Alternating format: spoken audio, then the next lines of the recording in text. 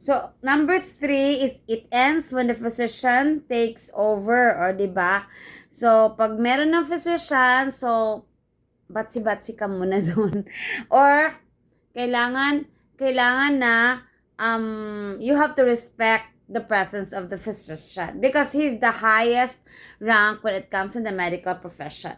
Priorities of first aid: 1 is to alleviate suffering, and number 2 is prevent added or further injury, and to preserve life or to promote health. And you have to remember, you have to notice that the first two is more on the cure aspect, or that the management that needs to be done when the situation is already there, di ba?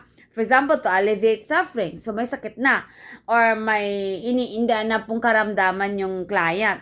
Or may injury na po. Another, to prevent added. So, meaning, added or further injury, may injury. You would notice na meron na po, present.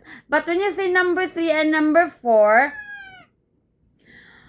to preserve life, actually to preserve life, meron na ring injury. So, kailangan nating maagapan agad para ma-prevent na medyo mawala yung po yung buhay, o diba, or masawi. Number 4, and that is to promote recovery. So, after what we call this one, the injury, dapat mag-heal po. Okay, mag-heal. And guidelines in giving emergency care. 1, so we have getting started. You will never see the emergencies you prevent. However, emergencies can do happen regardless of attempts to prevent them. Preparing for an emergency would benefit the provider in giving appropriate care to the victim. So, di ba, pag sinabi nating accident or emergency, hindi po natin nakikita yon, di ba? We cannot foresee the emergencies that were going to come, di ba? But, of course, in some cases, in some ways, just like driving, emergency or possible accident could be prevented by observing the imposed rules and policies when it comes to driving. Diba? For example, pag sinabi natin mga fast-moving vehicle is you have to keep right. So, you have to keep, or nandun ka, that to keep right. But you have to stay in the fast lane, di ba?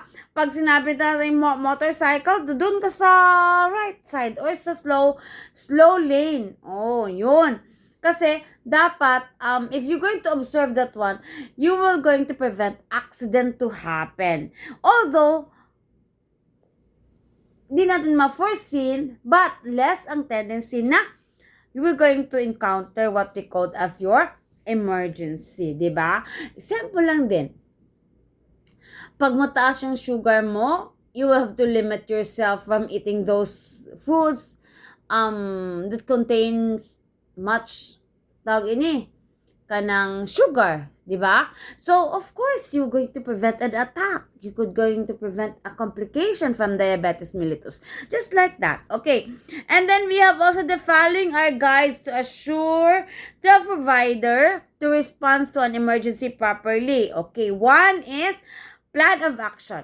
Okay, before you take action, you have to plan. You have to analyze it mentally kung ano yung gagawin mo first, di ba? Just like for example, I'm going to give you a concrete example. You're going to move your patient from bed to wheelchair, di ba? And then you would notice that the room is so small.